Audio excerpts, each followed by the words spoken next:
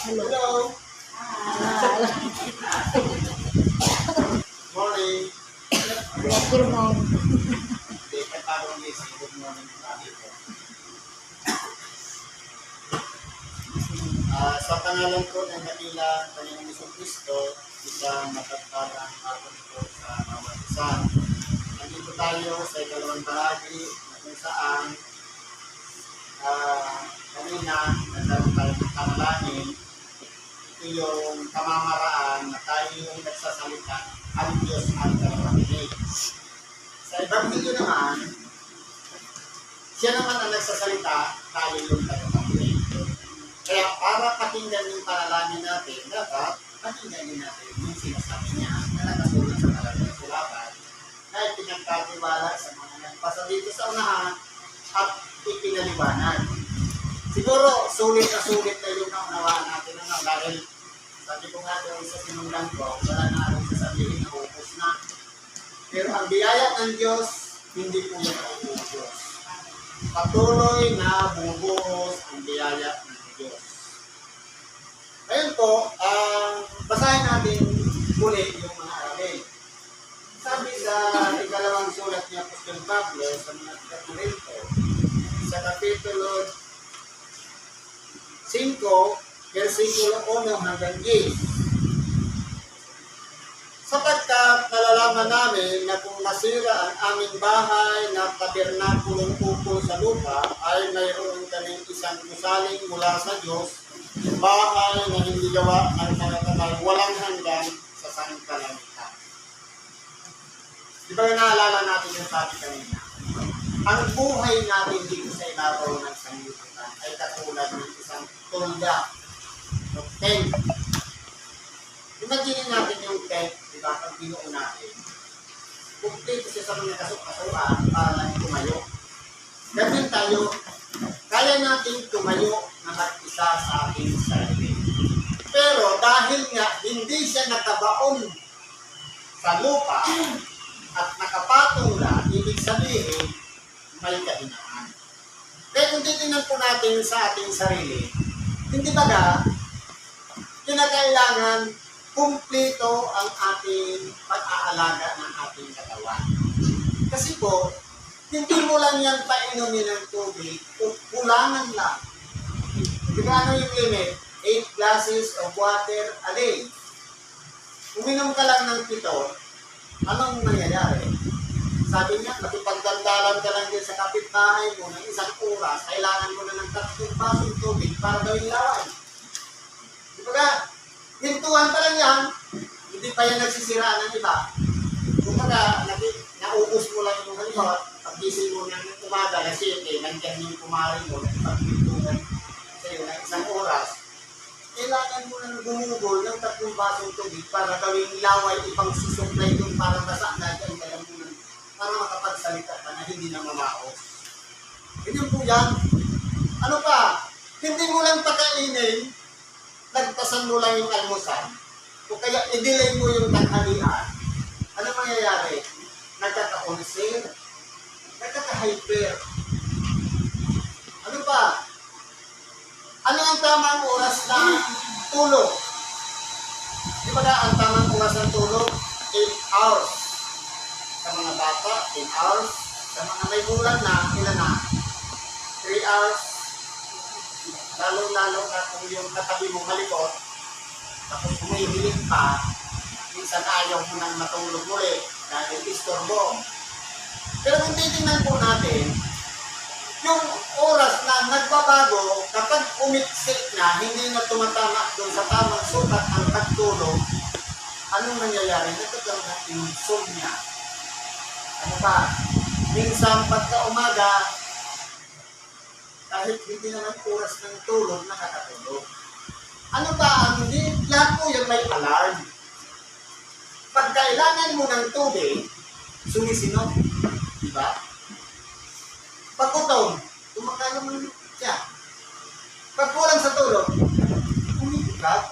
Ibig sabihin, lahat yan may alarma. E paano naman kung nasobrahan ng pagod? Anong nangyayari? Sobrang puyat, sabi nga, may gumuguhit dito. Ibig sabihin, kapag may kakaiba na sa sarili natin, naaabuso na po yan. Doon na po papasok ang tinatawag na disiplina. Kaso po, ang tao na, dahil nga, katulad lang siya ng tent na walang pundasyon, hindi siya matibay, hindi siya makakaya, kaya pwedeng ipalit lang yung atin, pwedeng matiba, pwedeng masira. Ngayon sabi dito, nalalaman namin na kung masira, sino ba ang sisira nito? Kapwa natin, o tayo rin mismo. Sa totoo lang, meron nga sa akin na nagpatulong, sabi, dalawa yung mga asawa, trigger yung anak. Sabi ng babae, ang bilis niya, sabihin mo sa asawa ko, huwag nang uminom ng alak. Sabi ko, nay, hindi ko gagawin niya. Si tatay ko, na-disgrasya lang palagi sa kainom na puro sa inyo dahil sa kanasin. Unti-untiin lang natin. Hindi yung tigil agad. Kasi ang nangyari, balance na yung katawan niya doon sa alak.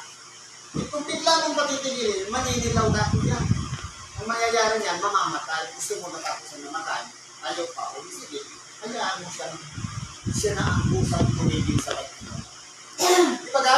Kasi kung ang nangyari, naamuso niya na dapat sana oras na nasa bahay na nandun pa na hindi matulog. Ginagawa niyang parang agahan at alian apunan yung alak. Minsan, natutulog na sa kalsada. Mahulog kasi yung bulan. Niloko pa na ako eh. Ang sabi, nag-away daw kasi si Gina at si Miguel. Natamaan siya. Yung pala, brand pala ng alak. Yung sinasabi na. Kaya pala na-disgrasya, ngayon lumapit sa akin para magpakaliw. Dahil pilay siya ang diba? Ngayon po, ang sumisira po ng tabernakulo ito, tayo rin po. Dahil minsan, nakalimutan ko mag-almusal.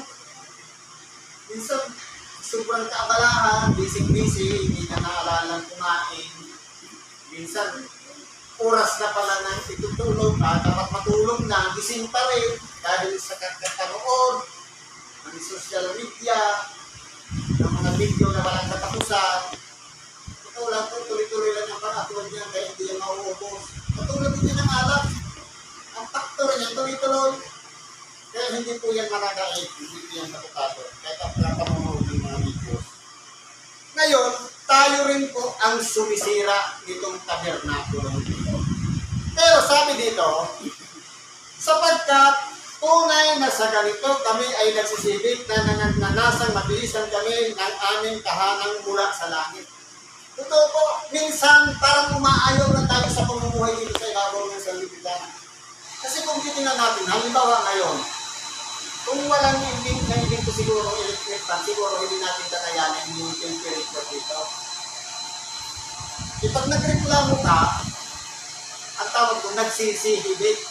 Parang ay tumututol, anong nanginit to? Sabi nga ng isa, anong nanginit to? Parang hindi, bakit nakarating ka naman doon?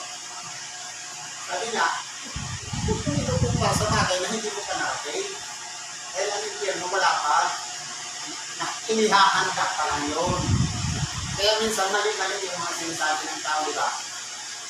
Sabi dito, na kung nabihisan nga kami diyaon ay hindi kami mga susumpungang hubad.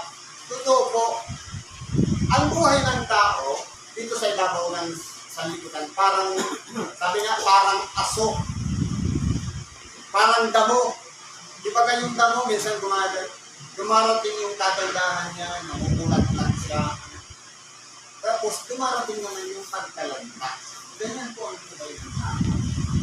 Dumarating, mula kabataan, hanggang sa makinis na makinis ang balat, nung nagtalaga, at yung pinata.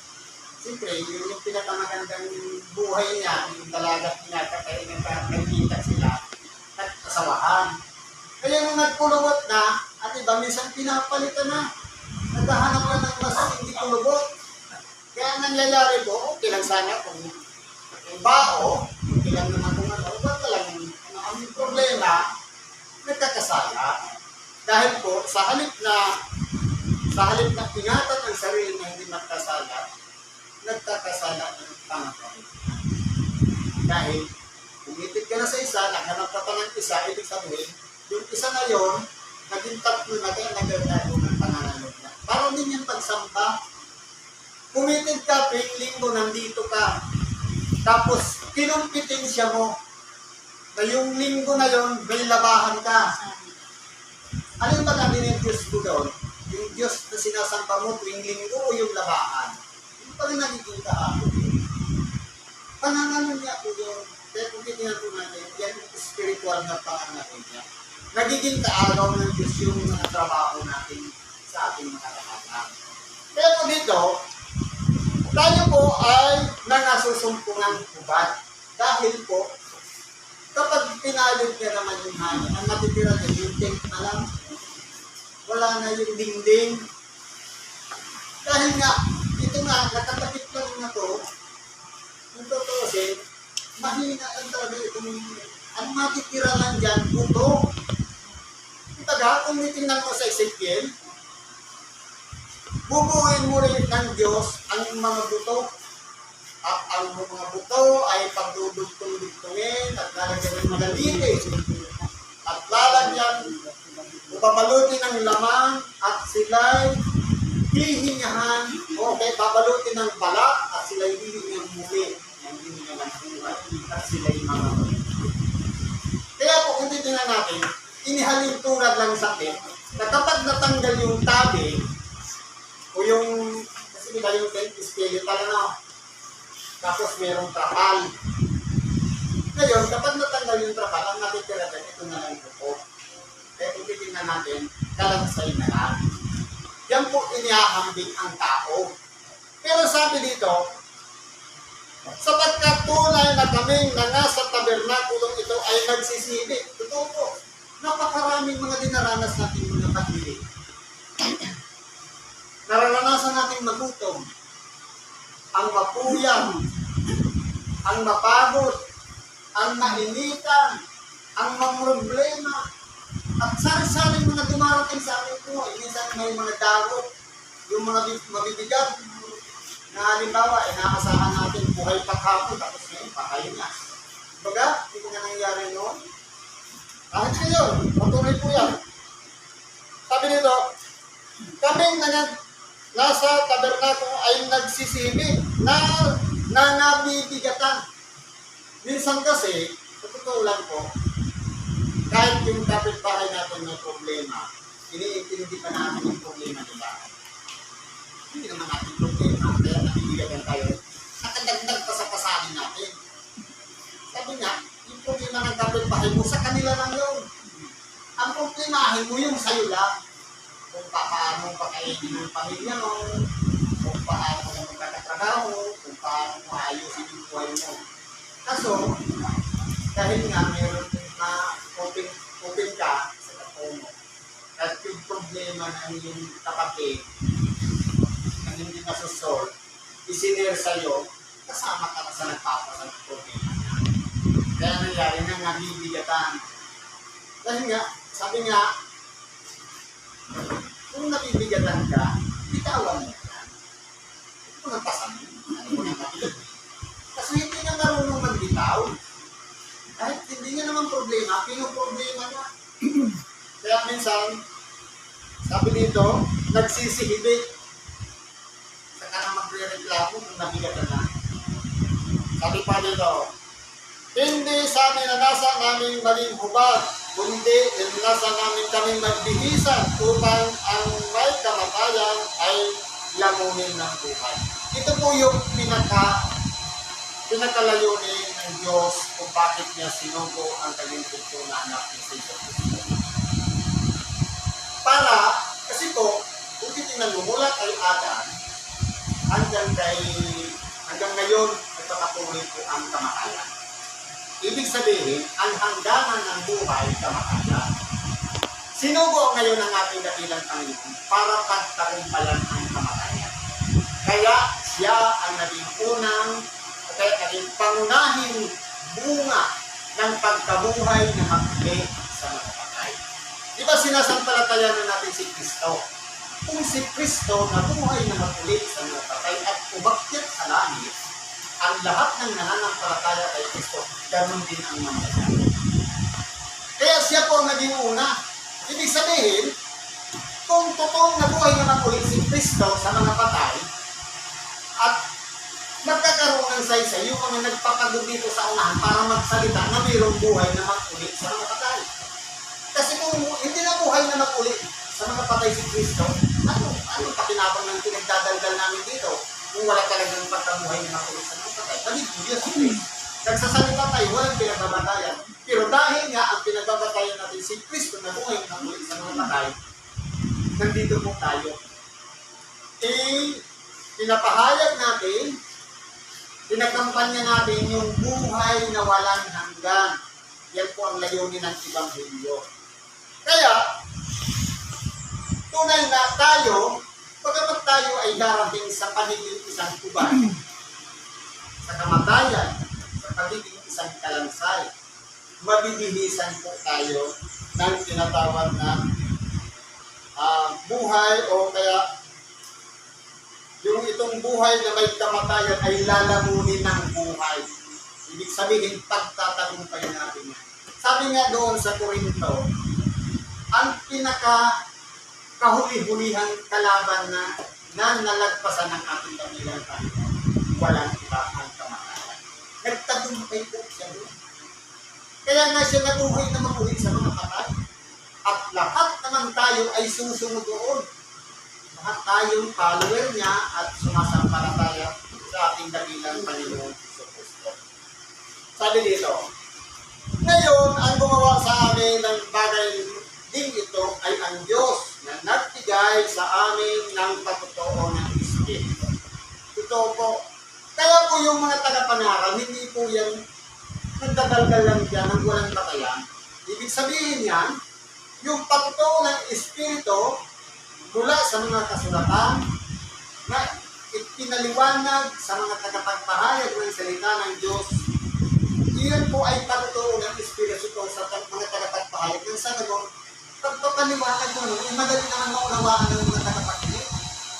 Kaya nga, kami laging malakas ang loob at nalalaman namin na samantalang kami ay nangasa tahanan sa katawan ay wala kami sa harapan ng Panginoon.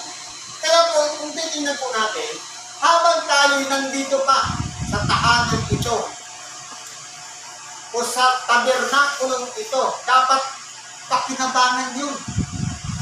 Ibig sabihin, hindi ka magsasalita dyan na para manira lang ng iyong kapwa, kundi magkaroon ng pag-asa ang iyong kapwa dahil sa iyong mga sinasabi.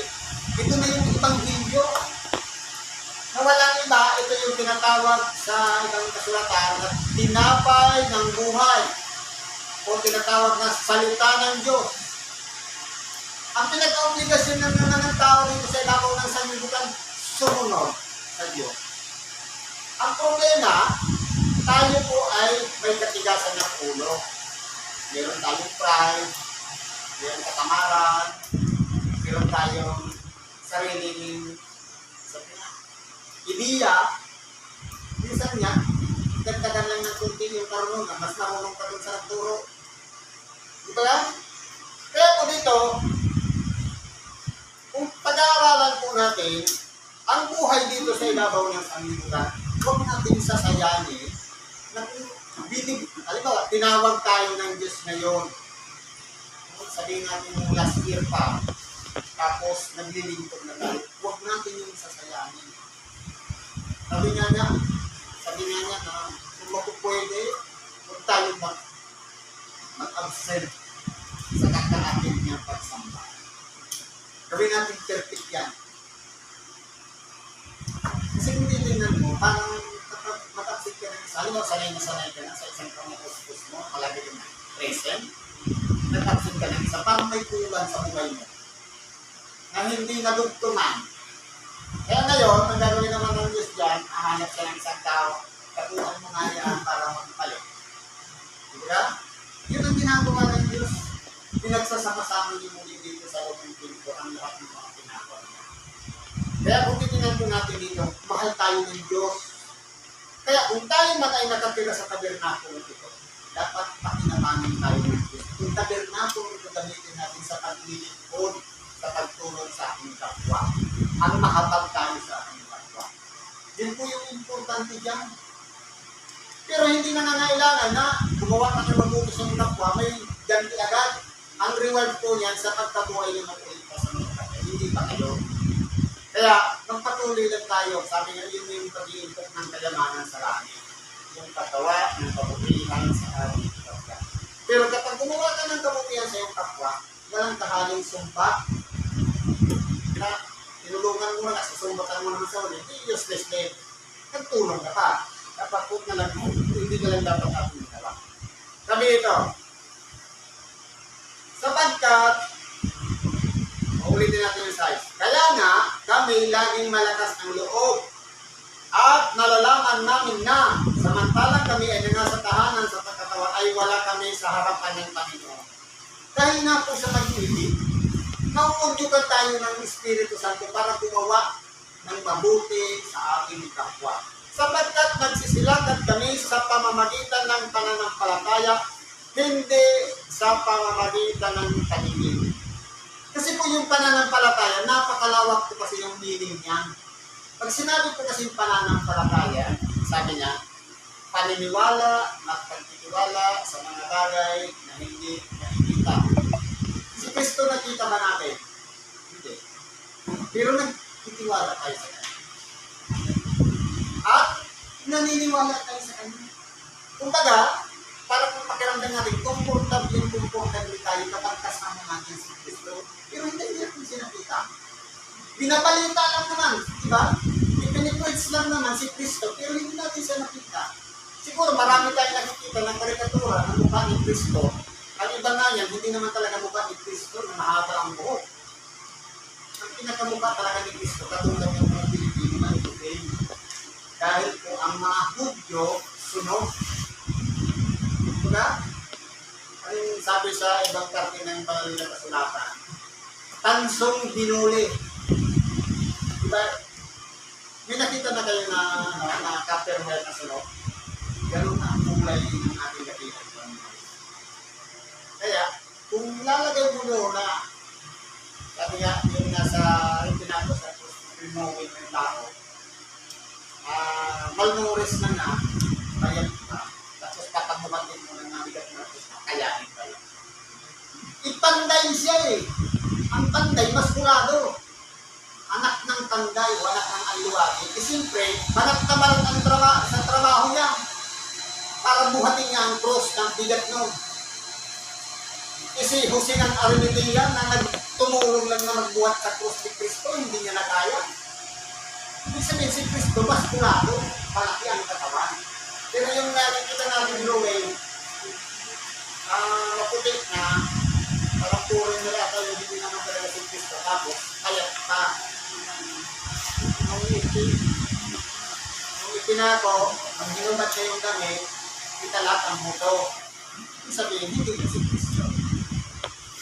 Mas maskulado para si Dimas sa kasistas yung mga kanilang katakot sa sinumulong na sanay sa kakiluhan. Diba? Pero yung ginawa nilang Kristo, hindi naman talaga yung Kristo. Okay, sabi dito, balikan natin ito. Na malakas ang loob namin, ang sabi ko, at ibig pa nga namin ang mawala sa katawan at mapasahat tahanan na kasama ng Panginoon. Yan po kasi yung pinakananasan natin.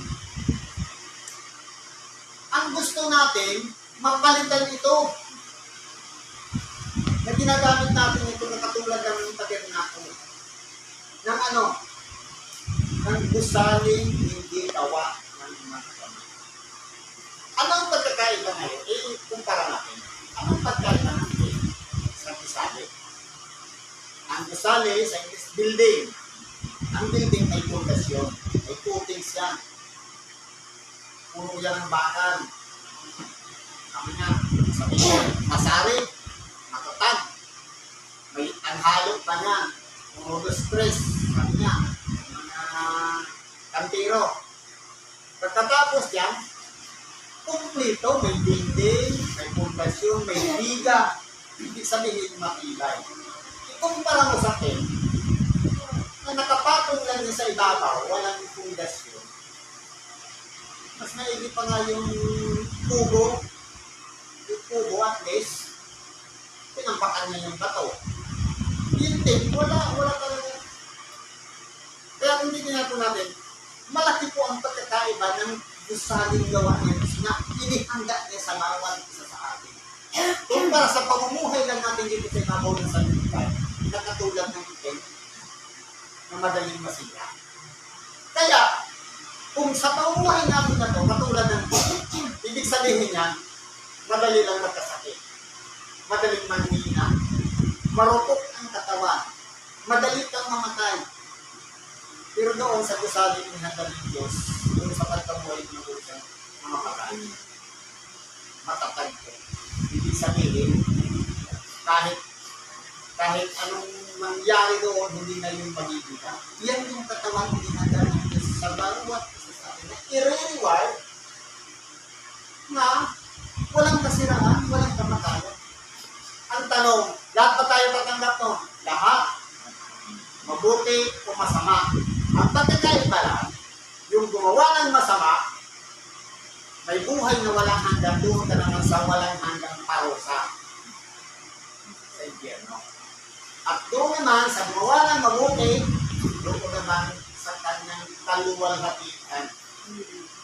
Magtatamo naman siya ng lahat ng sakripisyo mo dito, doon naman kasiyahan. Kaya yan po ang mangyayari sa atin. Sabi dito, kaya ang amin naman pinagsisikapan, maging sa tahanan man o di na, ay maging kalugod-lugod kami sa Kanya. Dapat po, kung tayo andito pa sa tabernakulo nito, sinisikap na natin maging kalugod-lugod sa Diyos. Mas higit pa sa lahat, na kung tayo nandun na sa piling niya, dapat maging kalugod-lugod tayo sa Diyos. Hindi yung ginagawa natin na mabuti lang tayo kapag minsan ginagawa natin na madayang tayo sa trabaho. Kapag nandiyan ang amo, masipag. Kapag nagkakalikot tama. Minsan nga, pinaka-time sa bandit niya para yung makatin. Mga pandaraya. Dapat po, magpakatulong tayo. Sa simbahan man tayo, sa tahanan, sa makunan, magpakatulong tayo sa harapan ng Diyos. Kumbaga, imagine palagi natin na palagi tayong nakikita niya. Hubad tayo sa paningin ng Diyos. Wala tayong maipagmamalaki at wala rin naman tayo maitatagot sa Kanya. Huli natin. Sapagkat tayong lahat ay kinakailangang mahayag sa harapan ng hukuman ni Kristo. Ang tanong, lahat pa tayong tadaan doon sa hukuman ni Kristo. Sabi nga, ako'y naparito, hindi para patulang ang salita. May isang hahapon ito, ang mga salitang aking sinalita. Ngayon, kung tayo naman ay tapat sa kanyang mga aral o turo, hindi po tayo kasama sa atin. Ito yung sinasabi na lumipat na sa buhay mula sa pamamagitan. Dahil, kumbaga, ang nagpapatutuo ko kasi lang, yung Espiritu Santong nananahan sa buhay natin. Kapag nananahan na sa atin ang Espiritu Santo at napustos tayo, hindi nasakot tayo ng kahapon. Dahil, inaaral na tayo ng Diyos. Kaya nga siya tumitira na sa atin. Ang problema, hindi nakakapenetrate yung Espiritu Santo dahil pagkaminsan, nasusunod yung ego. Yung ego kaya sarili natin kalooban ang nasusunod. Para ng pagsamba. Ano kaya priority ko? Mamalimpi ako o magsimba? Nakakapit pa. Alin ang gusto ng Diyos? Magsimba ka. Pag kasunod po yung mamalimpi, kahit sabihin yung sarili ko yung kasunod. Kaya, itinagda nga, sabi nga, hindi ko na isusulat ang ating mga kautusan sa mga tapos na kundi sa isang pusong laman. Ibig sabihin, nakatatak na sa isip natin, na kada linggo, andito tayo. nagsisimba. Kinakailan, kapag sa oras ng niluluwalhati ng isang kanyang pangalan, sa panalangin pa lang, nagdalay sa Evangelyo, dapat kasama tayo din. Involved tayo din sa mga tagapakinig ng iba. Yun po yung mahalaga doon. Ang problema, halimbawa, niluluwalhati ng Diyos yung pangalan niya alauna. Tapos dumating tayo, alauna yung media, late. Ano pang makakatanggap natin? Wala na. Tapos na eh. Kaya, gawin natin priority, dapat mauna tayo sa oras ng patuwan natin sa kanila. Yun po yung important ko. Ulitin natin yung gis. Kapag tayong lahat ay kinakailang mahayag sa harapan ng hukuman ni Kristo upang tumanggap ang bawat isa ng mga bagay na ginawa sa pamamagitan ng katawan. Ngayon, ano ba ang ginawa natin? Mula noon, nang magkamalay tayo nung makilala natin si Kristo hanggang ngayon, tayo ba ay nakahikayat o nakatisap sa kapwa?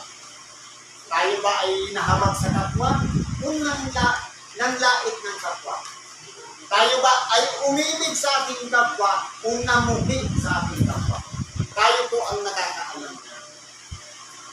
Ang kwento ng ating buhay, tayo po ang nakakaalam.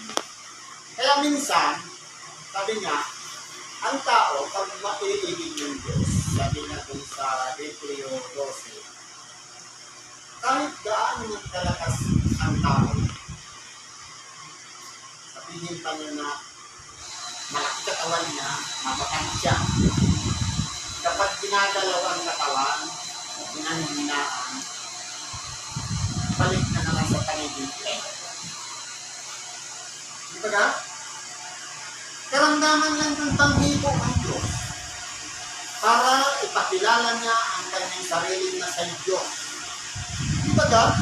Ang sinin natin, kahit gaano pakalaki ang katawan, healthy siya, kapag nagkasakit, nakakapagsabi ng Diyos. Di ba ka? Kaya, lahat ng tao may kahit. Lahat ng tao ay marupo. Kaya, nandiyan palagi siya. Kung iniibig niya tayo, ang ginagawa niya, pinapatol. Kaya minsan, ang pagtawag ng Diyos, para-paraan. Dadaan sa karamdaman, para masumpuman sa kanyang sarili na hindi lang pala dapat umasa sa sarili kong lakas. Kundi meron pa palang Diyos na magdadagdag ng kalakasan sa akin. Ibig sabihin, nandiyan lang siya. Pero ang tao, lumalayo sa Diyos. Tinuturuan tayo manalangin bago matulog. Bago lumabas ng bahay, kapag bagkas kumain, ano pa man. Pero minsan, ano nangyayari na ngayon? Bago kumain, anong ginagawa? Nagpipicture taking ng kulas. Diba? Tapos ipupost ka, ito ang kulang namin. Ito hindi. Diba? Dati noon, ang pansinin mo, yung comparison, ikumpara mo, yung buhay noon, ang pamilya, nananalangin tapos kumain. Ngayon, hindi na sabay. Wala na ng panalangin eh. Na magpasalamat sa Diyos. Hindi na memorize yung prayer sa bago kumain. Diba? Kaya nga, kung hindi mo, nagbabago talaga. Dati noon ang tao nagpupuyat sa panalangin, ngayon nagpupuyat na sa kakasilipon. Binago na po ang mundo na kanyang tentasyon. Sino may kawanan? Alam ka ng Diyos, inaagaw niya ang atensyon natin na dapat sana wala tayo makauknay sa kanya. Pero nililimang natin sa mga bagay-bagay nito sa ibabaw. Kaya, itong tabernacle, magiging walang kwenta sa harapan ng Diyos. Kaya, ano yung pinaka-asam-asam natin na kusama na ibibigay ng Diyos? Kung sinayang lang natin ang pamumuhay dito sa mga sa Diyos. Hindi natin nagamit sa tama. At hindi na naman namin inialay ang ating buhay para gamitin makatulong sa ating kapwa. Paano mo naman nangyari? magiging useless ang buhay natin dito sa ibabaw. Siguro po, atin dito lang pakikibahagi natin. Salamat po sa Diyos. At ano man ang ating mga kahilingan, ilapit po natin sa Diyos. Pagkakaroon sa ating kasagutan. Salamat at pagpagpalang natin sa bawat